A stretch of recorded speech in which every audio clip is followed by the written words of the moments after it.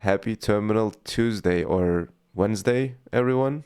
We are doing this on Yeah, Wednesday now. My name is Orhun. I work on Ratatouille, and I'm joined by my co-host Coco. How's it going, man? it's going well. Even though it's a Wednesday, it's still going well. How are you doing? Good, good.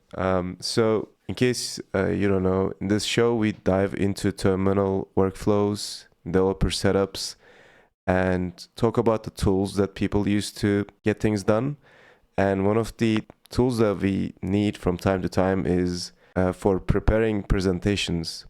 So there's a tool called Presenterm that I used many times. All over the world, I gave presentations using this. It's by far one of the greatest things out there. So we have the pleasure to have the author of this tool here today on our show, Matias Fontanini. Welcome, man. How's it going? Hey, thanks. Yes, it's great to be here. Thanks for the invite.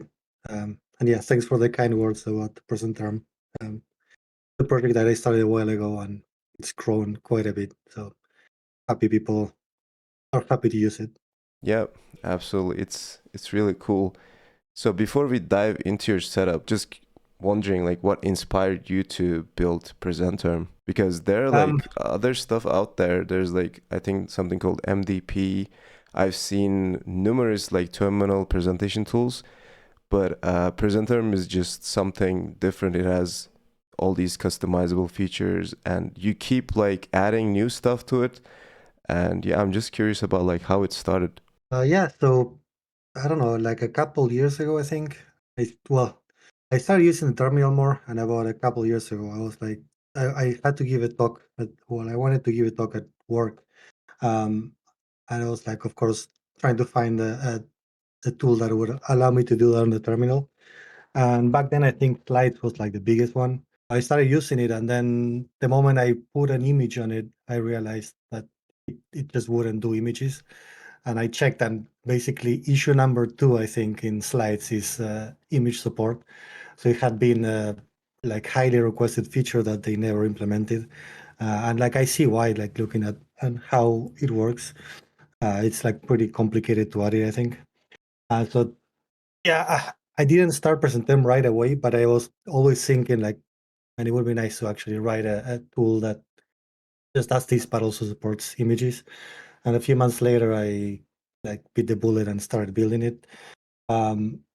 Yeah, I added image support, and then I made the release, the first release. People liked it, and I kept working on it, adding more and more and more things. And yeah, now those things that I initially even didn't consider would be a good idea to add, but people wanted those, so I added them, and now it's grown a lot. It has, I don't know, all sorts of things: code execution, mermaid diagram support, I don't know, columns, ifs, I don't know, all sorts of things. So yeah, it's grown quite a bit. But I just basically wanted images because it's such a common thing to need images in a presentation, and I think no tool actually supported that. I think MDP, or there's one of those that supports some kind of ancient protocol, like not the KDE graphic protocol or the item 2 one, but some protocol, but it was just kind of outdated. So it kind of made sense to build it.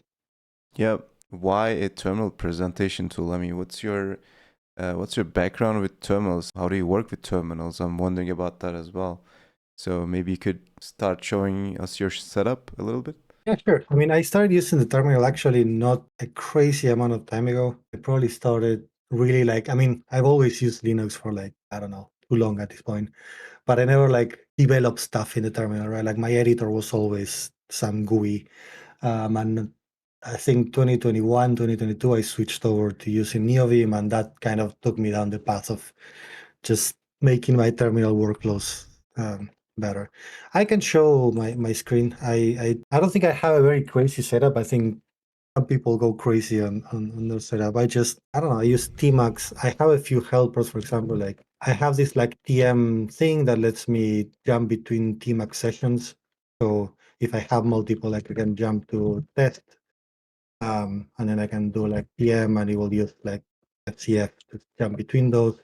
I have it set up so I can, if I see here I'm at my home, if I do TM Presenterm, it actually has pre-configured the path where my projects are, and it will essentially open a new session if it doesn't exist in the directory for this project. Then I use Neovim. I mean, I don't know. It's nothing crazy. Just Tokyo Night Storm all the way in everything I use Tokyo Night Storm. I use Alacrity for my terminal. When I'm doing things that require images, I use Kitty just because the image support is the best there. But I don't really use like panes and tabs in Kitty. I always use Tmax ones. I don't know. I like the fact that I can just like close this terminal, open another one, and I will still have everything. Like all my Tmax sessions will still be there. But yeah, I don't know what else I have. I use Fish for my shell. I have all sorts of tools. Like I use Delta for like let's see if I do like well this I use like Delta, which is kind of nice. Of course, this had to be a JavaScript diff, but in general, this is Rust. But yeah, Delta to page is really cool. I use BAT sometimes to look at code when I don't want to just open it on Neovim. I don't know what else. I have a few tools. For example, I have this J tool that lets me like jump between crates. So if I'm on a multi-crate, like on a Rust workspace that has many crates, I can do JC and will let me jump to a particular crate, or I can do like if I jump here and I do JRR, it will take me to the root repo, the repo root, sorry.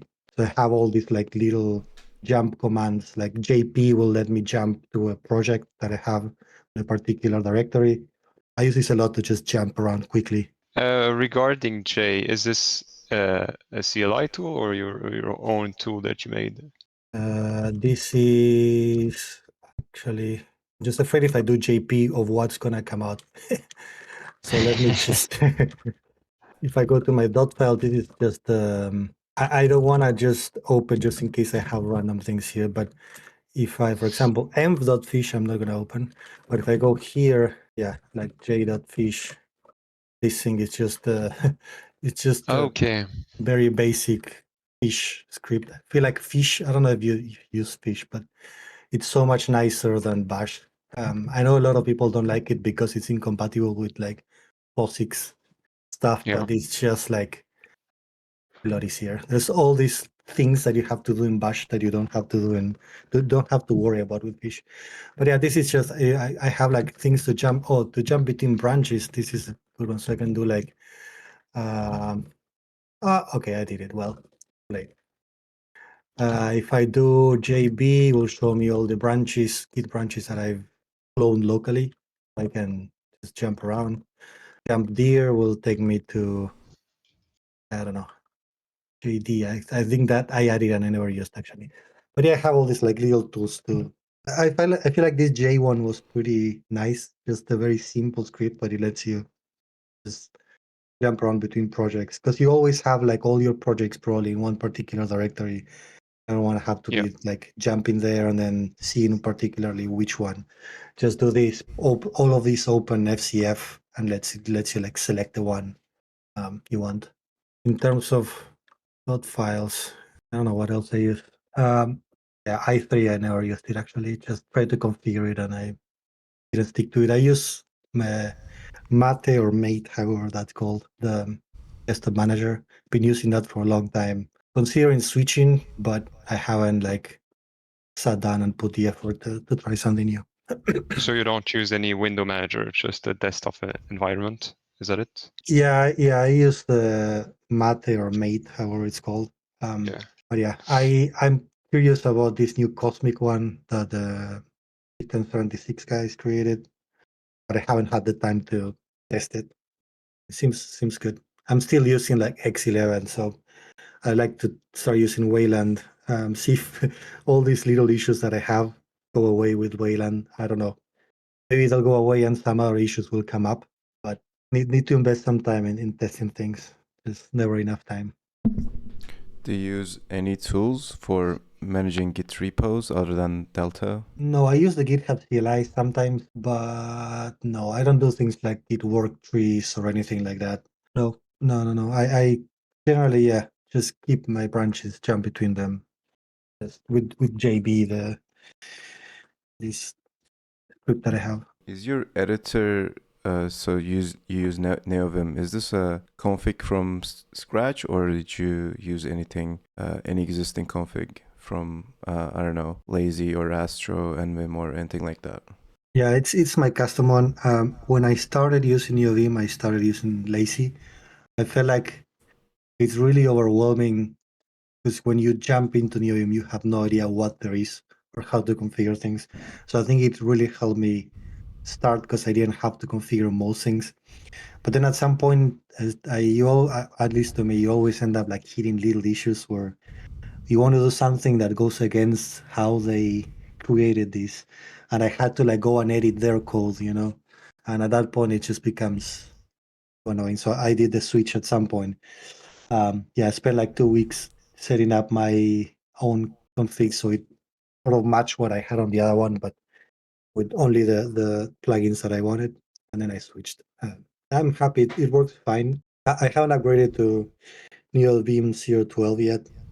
I read there's some things with 3-seater that you have to figure out. I don't know. I saw people complaining, but I'll do that soon. But yeah, I don't know what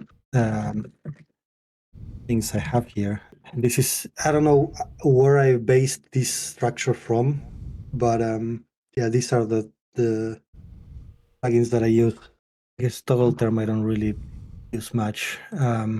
I have also all this, like, I don't know, in Tmax, like I can do Control B T and it opens like this small terminal at the bottom, sort of how you would have in an IDE where you get like the little terminal down. I used to do that inside Neovim, but there are just some annoyances with doing that. I don't know if maybe it was just the way I was using it, but I felt there were like all these quirks.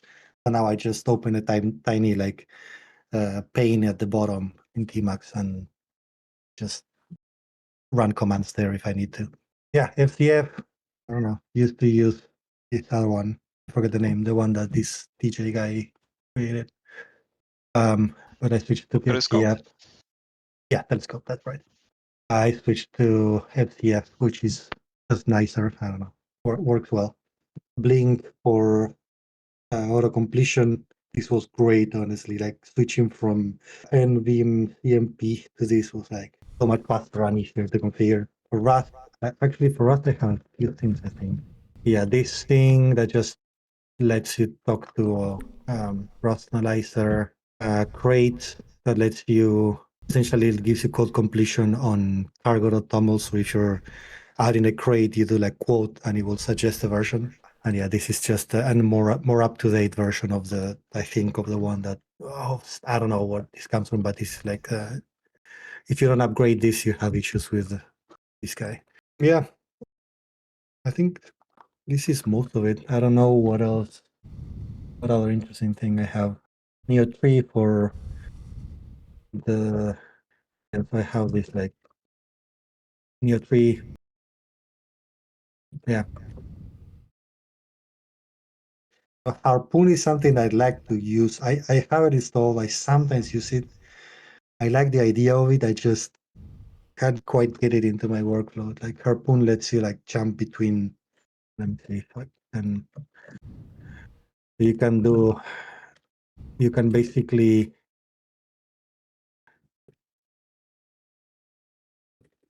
Yes. So you can, with this, you can basically add multiple files. So I can do like build.rs. I can do something like this.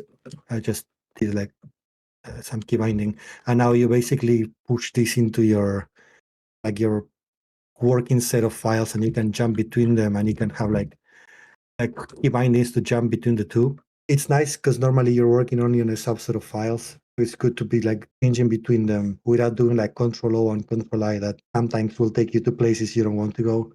At some point I've used it. I like the idea. I just can't quite get it into my workflow.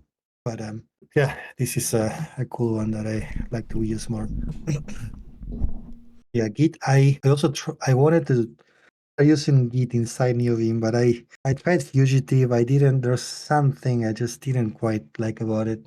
I don't know. It just felt strange. But it would be nice to actually integrate Git more. I don't know what you guys use, but I like to integrate Git more into my Neovim setup. Yeah, I just very recently started using LazyGit inside the Neovim. Okay. I used to just type the commands directly and Mhm. have Git aliases, but I've been really enjoying the experience so far Really? with Okay. LazyGit. So I can recommend it if that's something you're looking to try. Yeah. I like to. I don't know if I tried Lazy. Maybe. I think I. Or Git TUI. I think they are Right. the two biggest Git TUI. Right. Okay. I'll give that a shot. Just this, it's such a time sink when you want to integrate something new. Yeah. Sometimes you can just spend like days, and it's like. It's a side quest that goes on and on. Yeah. And at some point, you don't know if you should just keep going or just abort. Yeah, I remember initially when you start using Neovim, and you have to spend so much time just tweaking little things. I tend to not change my config much. I feel like it works for like, I'm like happy with it. Once in a while, I'm like, oh, maybe I should, something starts annoying you, like you feel like there's a better way of doing it, and you can try to find a way to fix it, but it always takes time. Yeah, it's too much time. Yep. I see Zen mode, which I'm curious about now because I also had like Zen mode in my Neovim config and before that in VS Code and in a bunch of other places, but I've never actually used it. So do you use Yeah, Zen mode? very rarely, very rarely. For those that don't know, oh well, I guess my screen is so small it doesn't even. Oh, the file is too small. Never mind. Well, yeah, it's just too tiny. Well, no, wait, what? It should work. I don't know. I think the terminal is just small, but like what send mode does is it essentially strings the code. Like I guess if you have like maybe two panes, I tend to use like two panes very like almost all the time. But when you do send mode, it basically maximizes the pane you're in, and it sort of centers in on the screen, so you don't have like. It's good when you use a wide monitor and you just want the code to be centered. Like at least that's what I sometimes use it for. But yeah, I don't. It's again one of those things that I have configured and I don't use it very often. Generally, I'm looking at two panes at the same time, like two columns. So send mode kind of breaks that. I also because my problem is that the white the white monitor is just kind of annoying because I maximize Neovim, so now I have like I don't know what is it like 32-inch screen that's flat, and when you maximize it, the code goes all the way to the left. So now I have to be looking at the left, and that kind of annoys me. So that's also why I always use two columns, and then I look at the column on the right, which is the code is left aligned, so it's almost at the center of the screen. So Zen mode sort of fixes that, but I kind of fix it in a dumb way, which is just use two columns and always look at the column on the right. So I don't really have the problem that I was trying to solve with Zen mode anymore. So you said you use Alacrity as your terminal or Kitty? Yeah, I use Alacrity basically all the time. And when I need to test something with images or need to present something that has images, I use Kitty. I like to try Ghost TTY. I'm sort of waiting until they implement the item 2 protocol that item 2 has a Tmax protocol thing where Tmax can essentially the Tmax panes become item 2 panes. So instead of a huge canvas where everything is like being redrawn all the time, Tmax instructs item 2 to split the screen. Basically, they become like a GUI element, right? So that I think, from what Interesting. I understand, what that should do is instead of, with Tmax, you're reloading, basically it's refreshing all the time, right? Like when some pane, or maybe there's a way to optimize that, but in general, I think it just sort of redraws the whole screen all the time. When you do that, I think, and I would imagine only the pane that's been modified gets redrawn. right? So that would be amazing. There's already a ticket that I'm following, but just they haven't implemented it. Once they do that, I feel like it would be interesting because I would still be using Tmax, but all the panes and all the tabs would actually become a real, like a GUI element. Not that I would click on it, but just mostly to avoid the refresh, which is honestly the one thing that annoys me about Tmax is that the refresh. Even here, I mean, you can sometimes see if I open this with Tmax and without Tmax, you can tell that with Tmax it's a little slower when I jump around. But yeah, I don't know. I'm waiting. I also haven't tried that because I don't really use item 2 because I use Linux, but it sounds like it could be like an interesting addition. I did not even know there was something like this, because this is the main pain point, I think, for people against terminal multiplexers is the inefficiency of adding a layer that just reprocesses everything. Mhm. If you can share the ticket you said you were following, it would be interesting. I will find it. It would be great. I think I saw movement on it the other day, actually. Yeah, it's called Tmax Controls Modis. Let me share this. Is issue number 1935. Wow, there's like 400, 400 likes there. The Tmax repo? Yes, here you go. Well, okay. no, on Ghosty. Ghosty, yeah. Oh, so okay, it seems like this is a team. I thought it was I don't know who created it. I don't know if like Tmax created it and item 2 was the only one that implemented it, or item 2 created it and Tmax adapted it. I have no idea, but I think my understanding is item 2 is basically the tutorial that supports this. I've heard people, like at least I've seen people on Hacker News saying that this is great. I haven't tested it, so I'm waiting for a feature that I don't know if it's gonna be what I want, but at least it sounds good, you know. But yeah, otherwise, Yeah, that would be good to follow. Alacrity has like no tabs, no nothing. It's just like a terminal, right? Which is good. Like Kitty is it has lots of things, and that's good, but also it has like lots of things. It has like all these things like SSH support and I don't know what else. It keeps like it has a huge feature set. Actually, it's kind of nice. They also Kitty supports this. Well, the author of Kitty created it, the protocol to use different font sizes on the terminal. That's something that I think makes Presenterm presentations way better because you can have like titles, slide titles that have like a bigger font size. Like normally all your font size, all your fonts are like the same, right? I can zoom in, but this zooms in the whole thing, not just not like particular parts of the terminal, like particular cells. So yeah, the Kitty guy is like pushing the terminal ecosystem forward, I feel like, more than most people. So I'm curious about one thing. I've seen Kitty added this protocol, and Presenterm was actually one of the very like early adopters of this, if I remember correctly.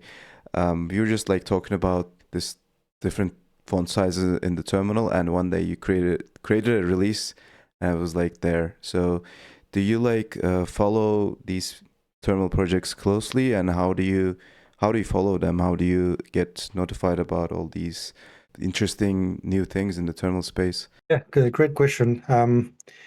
So in this one in particular, the author of Kitty tagged me in the, I don't know, RFC, I don't know how he calls them, but when he creates this this new protocol, he creates like an RFC PR that has like the whole documentation of how this feature is going to work. And at the same time, like he, I think, implemented whatever was in the document. I think he knew about Presenterm because, I don't know, he just found it. I also found a few bugs in Kitty, not too many, but like a few. And I created a couple of tickets on like feature requests that were rejected, but at least I created them, or like suggestions for alternative behavior, I guess. But yeah, he basically tagged me on the PR. And when I saw that, I was like, oh man, this is amazing. For Presenterm is basically, I think it's like game changer for presentations. Actually, let me like open Kitty just to share Kitty instead, so I can show like what I'm actually talking about because it's I think most people don't even know you can have this. I did not know. Yeah. Like so. Okay, so how you can see that this text here is way smaller than this one, or well, this is way larger than that one. So what this does is you can essentially tell the terminal like, hey, I want this character to be font size 2 instead of 1, which is the default. So for presentations, it's like it's needed. Like if you don't have this, it just looks pretty crappy, right? Like I mean, it doesn't look crappy, but it's just this title is gonna be a tiny title up there. Doesn't give you the look and feel you want on a presentation.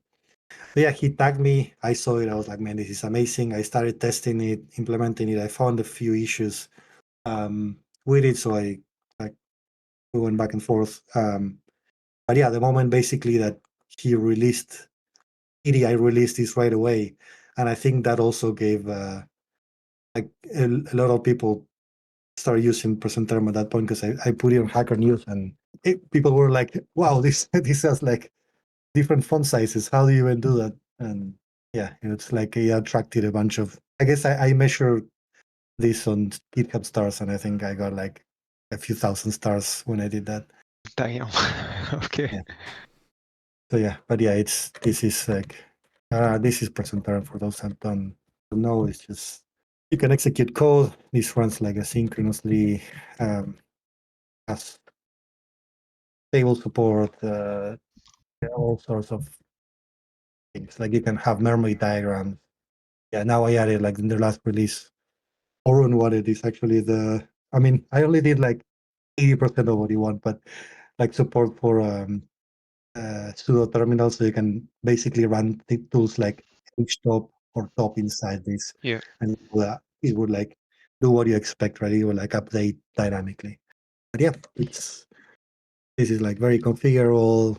It's like lots of features, highly configurable. Try to make it so people can adapt it to however they want to present things, because everyone wants something different. Yeah, I try to keep the configurability of the application high, so everyone can make it look however they want. Yeah, it's very flexible. I actually have a question regarding the pseudo terminal feature because I've started using it, and I was wondering, can it only start, because I noticed the pseudo terminal start when the presentation starts, not when you reach the specific slide it's on? Yes, there's a thing for that. Let me open this a bit wider so I can actually edit this while I show it. So if you do like -exec or like -pty, I think you like htop. Okay, this will work like this. Yes. Then you can do like sec replace, I think, and this should make it start. I need permissions. So this will make it start automatically. But if you do this,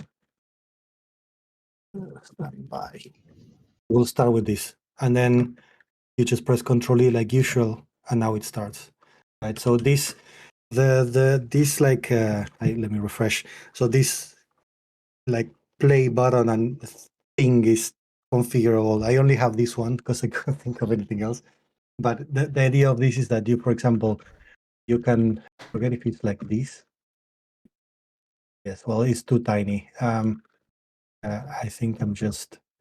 Oh no, I need to make it way smaller. That's a problem. Yeah. So with this, you can actually configure like the size of this. I don't know why I was showing this, but yeah, the idea is that with this you can actually configure, like tell it to wait for you to do something before it starts. So even if you have like a you had another slide here, you go back, it won't start until you tell it to start, and it will Yeah. like keep running in the background, right?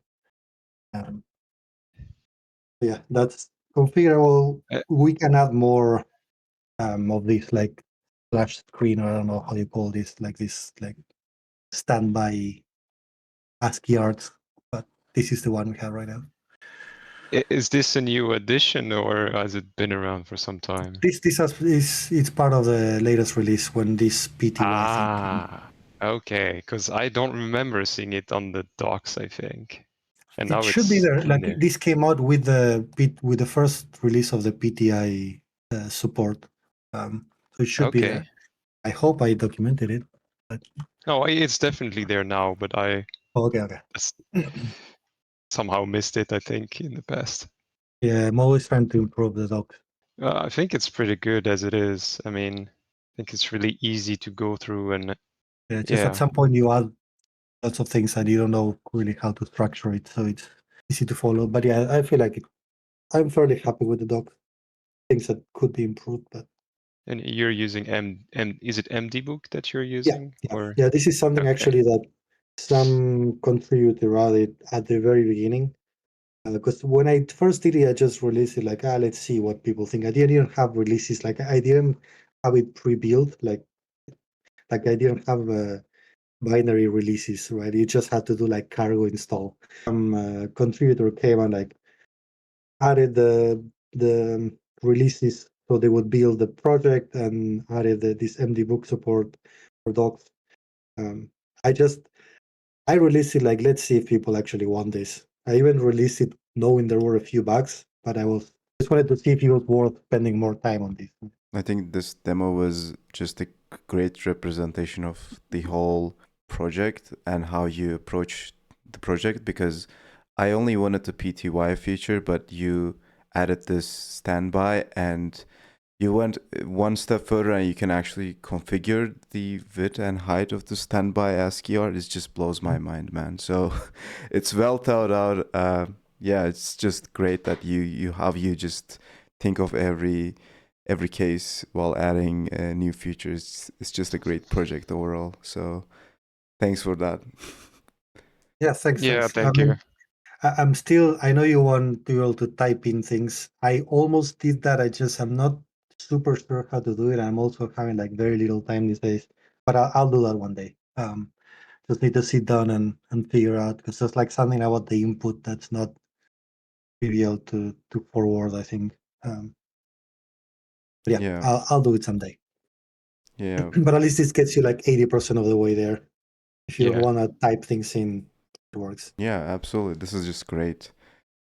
Is there any big features that you're working on Presenterm right now, or anything other that is exciting in the terminal protocols, terminal space that you want to include in Presenterm? Right now, I'm having like honestly very little time, very little like free time to work on this. So I'm like, I like to work more on Presenterm, but I just have like not enough time. But there's a few issues and PRs that I need to work on. Nothing major, but they're there. So I don't have any like big features planned. I see. Honestly, when I have some time, I just go through the issues, see what's there, because sometimes I don't have time to even look at them as they come. And then I see, I always try to prioritize bugs and fix them as soon as possible. But features, I don't know, I just scroll through there and see what people want. If there's something easy to implement, I'll typically just implement it. But big features, I don't have anything planned right now. Probably this input to the PTY feature is probably a big one. I'm not sure. We'll see. But yeah, that's probably gonna come soon once I manage to find some free time. It's been great being here. Thanks for the invite. Yeah, I happy you guys enjoy using Presenterm, and it was fun to talk about my setup. Yep, absolutely. Yeah. Thanks for joining. It was fun to see how you work and the cool stuff in Presenterm. So, yep, I guess that's it. Thanks for the invite, guys. It was great talking to you. Thank you. Yep. See you guys later. Yeah, See you. bye-bye.